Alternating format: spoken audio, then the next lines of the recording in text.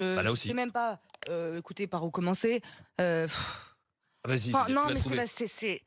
c'est tellement mais déprimant. Et quand je vois les gens qui sont d'accord avec ça, ils me dépriment sincèrement. C'est-à-dire que au nom de l'hygiénisme, au nom du purisme, au nom du camp du bien et de ce qui est bien, en fait. Bah, de C'est la pas le santé camp du bien, de c'est la au santé nom de ce qui publique, est bien, de la au santé nom de ce publique. qui est, voilà, de ce qui est bon pour la santé. Bah Vous oui. êtes capable de déléguer votre liberté individuelle à l'État sans arrêt. Vous ne savez jamais où vous arrêter.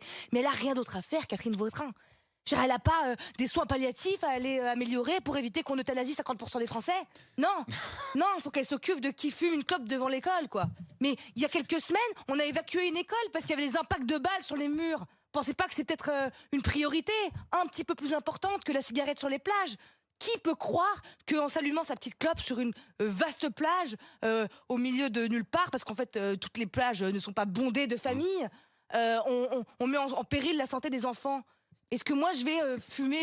J'ai été fumeuse longtemps. Est-ce que je suis allée fumer? Mais si je fume sur la plage, je vais pas mettre des bouffées de fumée dans le visage des enfants. Vous savez ce que c'est une société qui a trop de régulation et qui est trop contrôlée et trop régulée? C'est une société qui perd son sens commun, en fait. Voilà. Et donc, imaginez que les gens civilisés ne soient pas capables d'apprécier, d'avoir la rationalité de se dire, est-ce que sur ce banc, je peux fumer, sur ce parc, je peux fumer une cigarette parce qu'il n'y a personne autour? Mm. Et puis là, dans cet abribus, je vais pas m'allumer une cigarette parce qu'il y a plein de gens dans l'abribus et que ça se fait pas.